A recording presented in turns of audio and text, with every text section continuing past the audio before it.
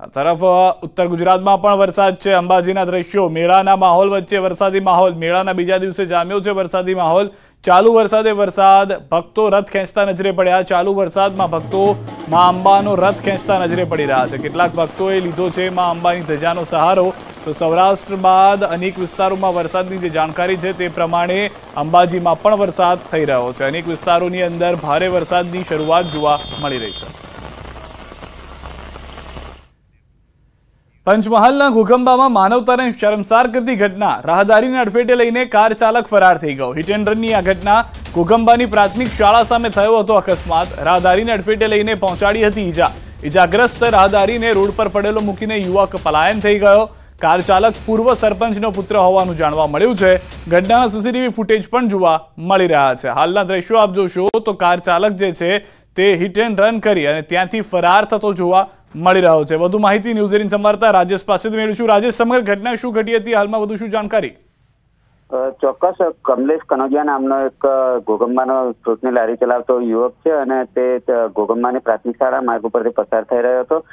દરમિયાન ઘોઘંબાના પૂર્વ સરપંચ નરેન્દ્રસિંહ પરમારનો દીકરો છે કાર લઈને પસાર થઈ રહ્યો હતો, જેના દ્વારા આ કમલેશ કનોજિયાને અડફેટે લેવામાં આવ્યો હતો। ત્યારબાદ આગળ ગયા પછી કાર ઉભી રાખી પરત જોવા માટે આવ્યો હતો અને જોઈને તેને સારવાર માટે દવાખાને કે કોઈ પણ પ્રકારે મદદ કરવાની ભાવના કેળવ્યા વિના જે તે ત્યાંથી નીકળી ગયો હતો। હાલ જે આ કમલેશ છે તે વડોદરા સારવાર હેઠળ છે। માનવતા અને નેવે મૂકી હોય એ પ્રકારના દ્રશ્યો જોવા મળી રહ્યા છે। એક સમયે જ્યારે કહી શકાય કે ઘોઘંબાના ગ્રામજનોએ ખૂબ ભરીને મત આપ્યા હતા અને ગામની સેવા કરશે એ પ્રકારે આજે સરપંચના પુત્ર છે અને સરપંચ છે તેઓને મદદ કરી હતી। ત્યારે હાલ આ જે મુદ્દો છે ગામમાં ખૂબ જ સ્થાનિકોમાં રોષ સાથે ચર્ચાનો વિષય બને છે। જી આભાર રાજેશ, સમગ્ર માહિતી બદલ। તો હાલમાં તપાસ થાય, પોલીસ તુરંત જ આરોપીને પકડે તેવી પણ માંગ ગ્રામજનો તરફથી કરવામાં આવી રહી છે। ગુજરાત કોંગ્રેસ પ્રભારી મુકુલ વાસનિક હાલ ગુજરાતના પ્રવાસે છે, ત્યારે તેઓ વિવિધ જિલ્લામાં પ્રવાસ કરી રહ્યા છે। તેઓ આણંદ પહોંચ્યા, જ્યાં ઉમા ભવનમાં કોંગ્રેસે પ્રેસ કોન્ફરન્સ યોજી હતી, જેમાં પ્રદેશ પ્રમુખ શક્તિસિંહ ગોહિલ તેમજ અમિત ચાવડા હાજર રહ્યા હતા। કોંગ્રેસે પૂરમાં નુકસાન બાબતે પૂરતી સહાય ન અપાયાનો ભાજપ પર આક્ષેપ કર્યો। અમિત ચાવડાએ કહ્યું કે કરોડોના નુકસાન સામે સામાન્ય વળતરની જાહેરાત કરાઈ છે, તેમજ ખેડૂતોના ધોવાયેલા પાક માટે પણ ઓછું વળતર અપાતું હોવાનો મુદ્દો ઉઠાવ્યો હતો। ભાગનો વિસ્તાર પ્રભાવિત છે ને લોકો ખૂબ હેરાન પરેશાન છે। લગભગ 70 કરતા વધારે લોકોના અતિવૃષ્ટિ પૂરને કારણે મોત થયા છે। કરોડો રૂપિયાનો માલ મિલકતને નુકસાન થયું છે। ખેડૂતોને ના ભરપાઈ થઈ શકે એવું ખેતીનું નુકસાન થયું છે। એ ચારે તરફ તબાહીનું આજે સ્થિતિનું નિર્માણ થયું છે। એવા સંજોગોમાં આજે પણ લોકોને નથી કેશ ડોલ મળ્યા, નથી એના ઘરવખરીની સહાય મળી, નથી ખેતીના નુકસાનનું કોઈ સર્વે થઈને કોઈ સહાય મળી, કોઈ પણ જાતની મદદ હજુ સુધી પૂરતા પ્રમાણમાં મળી નથી। ભાવનગર શહેરમાં રૂપિયા 115 કરોડના ખર્ચે પ્રથમ ફ્લાયઓવર બનાવવામાં આવી રહ્યો છે, પરંતુ જમીન સંપાદનની પ્રક્રિયાના કારણે ફરીવાર આ પ્રોજેક્ટની કામગીરી ખોરંભે ચડી છે। કારણ કે 1 વર્ષ પૂર્વે જમીન સંપાદનની કાર્યવાહીમાં 38 ચોરસ મીટરની 4 જમીન લેવાની ભૂલી ગયા છે, જેથી મહાનગરપાલિકા તંત્ર હવે કામે લાગ્યું છે। બીજી તરફ ફ્લાયઓવરનું કામ પણ ગોકળ ગતિએ ચાલી રહ્યું છે, જેના કારણે ફ્લાયઓવર શહેરીજનો માટે છેલ્લા ઘણા વર્ષથી માથાના દુખાવા સમાન બન્યો છે। ઘણા સમયથી અહીંયા ટ્રાફિકની સમસ્યા પણ સર્જાય છે। 5 વર્ષને અંતે હજી પણ બ્રિજનું 60% કામ જ પૂર્ણ થયું છે, જેમાં પણ હવે એક નવો અવરોધ ઊભો થઈ ગયો છે। ટાઉન ડેવલપમેન્ટ વિભાગ દ્વારા ગત વર્ષે 2650 સ્ક્વેર મીટર જમીન સંપાદનની કાર્યવાહી ભૂલાઈ ગઈ છે, જેના કારણે કોર્પોરેશનની કામગીરી ઉપર સવાલો ઊભા થઈ રહ્યા છે। ફ્લાયઓવર ખાનગી માલિકીની જગ્યામાં બનતો હોવાનું પણ તંત્રને મોડે ખ્યાલ આવ્યો। તત્કાલીન સમયે જમીન સંપાદનની કાર્યવાહી અને કમિશનરને અધિકૃત કરવાની પ્રક્રિયા કરી હતી, પરંતુ તેમ છતાં હજી પણ જમીન સંપાદન કરવી પડશે। આજે જે રોડમાં સતી દર્શાણી છે અને રોડનું કામ બંધ કરી દેવામાં આવ્યું છે કે જમીન સંપાદન 3800 ચોરસ મીટર કાંઈક જમીન સંપાદન નથી, એને કારણે રોડનું કામ બંધ થયું છે અને અવારનવાર રોડમાં એક્સટેન્શન આપી અને સમય મર્યાદા વધારતા હોય છે અને કામે ચાલુ છે। મુખ્ય બાંધકામ જે છે એમાં નહીં, પણ સર્વિસ રોડની અંદર જે ગીચ વિસ્તાર હોય કે રોડ લાઇન હોય તો એના જે સર્વિસ રોડમાં કોઈ જગ્યાએ 50 સેન્ટીમીટર ઘટતી હોય, કોઈ જગ્યાએ મીટર ઘટતી હોય, તો એ લેવા માટેની આ પ્રક્રિયા છે। બાંધકામનો જે મુખ્ય ભાગ છે એની અંદર તો કોઈ જમીન સંપાદન નથી. શાસ્ત્રીનગર RTO થી દેસાઈનગર સુધીનો ફ્લાયઓવર બ્રિજ રૂપિયા 115 કરોડના ખર્ચે લગભગ પૂરો થવા જઈ રહ્યો છે. ફ્લાયઓવરના બાંધકામ માટે પૂરતી સાઈડના સર્વિસ રોડ માટે જમીન સંપાદનની બાબત થોડીક બાકી છે, જે ઝડપથી પૂરી કરવાની હું અહીંયા ખાતરી આપું છું. તો જે રીતે દ્રશ્યો પણ આપ જોઈ રહ્યા છો, પરિસ્થિતિ એ છે કે ભાવનગર વાસીઓને આ બ્રિજ બનવાથી ટ્રાફિકની સમસ્યામાંથી રાહત થશે, પરંતુ છેલ્લા 5 વર્ષથી તે રાહતની રાહ જોઈ રહ્યા છે. મહેસાણામાં ટ્રાફિકની સમસ્યાનો આવશે ઉકેલ. મહેસાણા શહેરને મળી સૌથી મોટી ભેટ. રાધનપુર 4 રસ્તા ખાતે 6 માર્ગીય ફ્લાયઓવરને મંજૂરી મળી છે. 136 કરોડના ખર્ચે રાધનપુર રોડ ખાતે 6 માર્ગીય ફ્લાયઓવર. 72.16 કરોડના ખર્ચે બનશે VUP. નાગલપુર 4 રસ્તા ખાતે 54.40 કરોડના ખર્ચે બનશે VUP.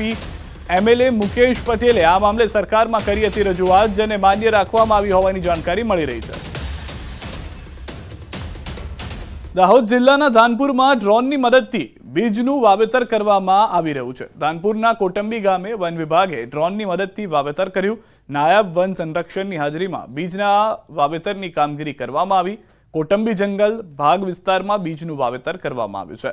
અંતરિયાળ જંગલ વિસ્તારમાં ગાઢ જંગલ બને તેમજ હરિયાળી થાય તે હેતુથી વન વિભાગે બિયારણનું વાવેતર કર્યું છે. ધાનપુર દક્ષિણ રાઉન્ડની અંદર કોટંબી બીટની અંદર જે ડ્રોન કેમેરાથી બીજનું વાવેતર કરવામાં આવેલ છે, જે બહુ સારામાં સારી કામગીરી છે અને એનાથી આપણે ઊંડાણવાળા વિસ્તારની અંદર જે બીજનું વાવેતર થઈએ બહુ સારામાં સારી કામગીરી કહેવાય. અને જે ઊંડાણવાળા વિસ્તારની અંદર જે મજૂર કે માણસ પહોંચી નથી શકતો એ જગ્યાએ આપણે ડ્રોન કેમેરાથી વાવેતર કરીએ એટલે બહુ સારું રિઝલ્ટ મળશે એવી આશા છે અમને. પ્રતિબંધિત ગુટખાનો કરોડોનો જથ્થો ઝડપાયો છે. ગુટખા તમાકુનો 6 કરોડનો મુદ્દામાલ જપ્ત કર્યો છે. સુરતમાંથી ઝડપાયો છે. PCBએ આ જથ્થો ઝડપી પાડ્યો છે. ઉત્તર પ્રદેશ અને મહારાષ્ટ્રથી માલ લવાતો હતો. ડુપ્લિકેટ કાંડમાં 5 આરોપીના નામ પણ ખુલ્યા છે. 5 પૈકી 3 આરોપીની ધરપકડ કરાઈ છે. 2ને વોન્ટેડ જાહેર કરાયા છે. સારોલી પોલીસ સ્ટેશનના હદ વિસ્તારમાં પ્રિન્સ એસ્ટેટના ક્રિયા લોજિસ્ટિકના ગોડાઉનમાંથી આ જથ્થો ઝડપાયો. તો જે રીતે હાલમાં જાણકારી મળી રહી છે, આ જથ્થો અનેક જગ્યાએ ગુજરાતની અંદર પ્રસરી જાય તે પ્રમાણેની પરિસ્થિતિ હતી, પરંતુ તે પહેલા જ સફળતા મળી ચૂકી છે.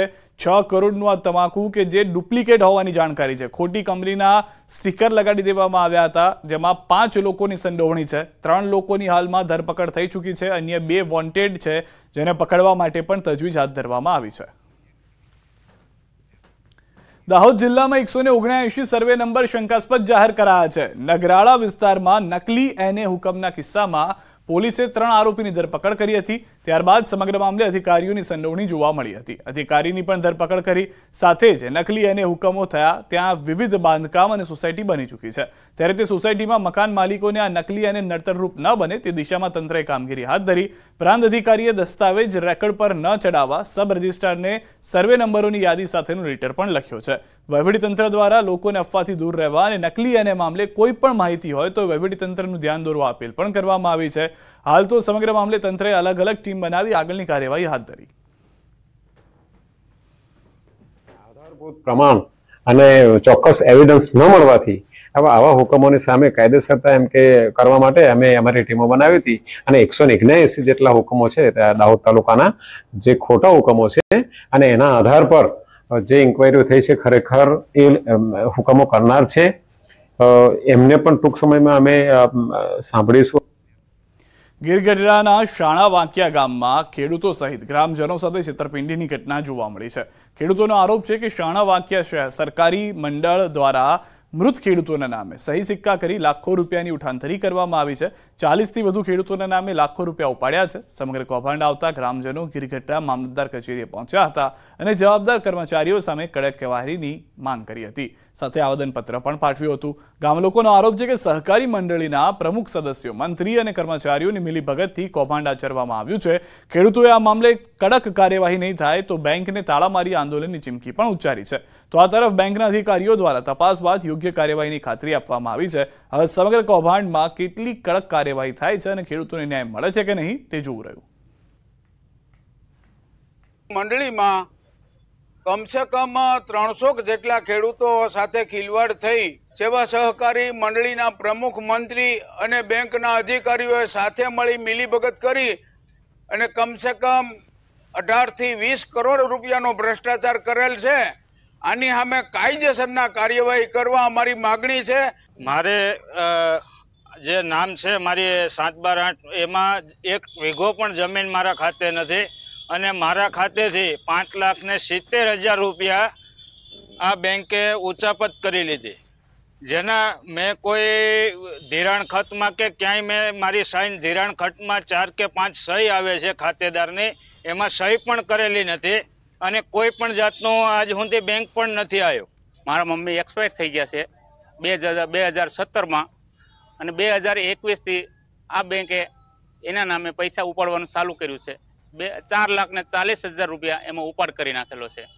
બેંકમાં રજૂઆત કરવામાં આવેલી છે. સાણા વાક્ય સેવા સહકારી મંડળીના ખેડૂત સભાસદો દ્વારા મામલતદાર સાહેબને અને બેંકને જે આવેદનપત્ર આપવામાં આવ્યું છે તેના આધારે અમે તપાસ કરશું.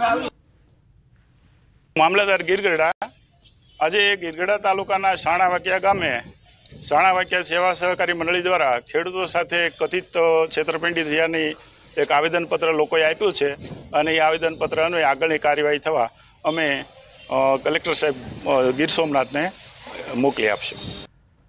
હેલ્મેટ જે આપણી સુરક્ષા માટે હોય છે, અકસ્માતથી રક્ષણ આપે છે, પરંતુ શહેરની લગભગ 90% મહિલાઓએ હેલ્મેટ નહોતા પહેર્યા. મહિલાઓ સ્કિનને રક્ષણ આપવા માટે દુપટ્ટો પહેરે છે, ચશ્મા પહેરે છે, પરંતુ હેલ્મેટ નથી. મહિલાઓએ અવનવા બહાના આપ્યા. મારા માપનું હેલ્મેટ નથી, અંબોડામાં વાગે છે, ગરમીમાં નથી ફાવતું જેવા બહાના કર્યા હતા. હેલ્મેટ કેમ નથી પહેરતા? વાળ નથી સરખા રહેતા, શું થાય છે? મારા માપનું હેલ્મેટ નથી. કોઈ રીઝન નથી પણ નથી ગરમીના હિસાબે. It's compulsory. કમ્પલસરી.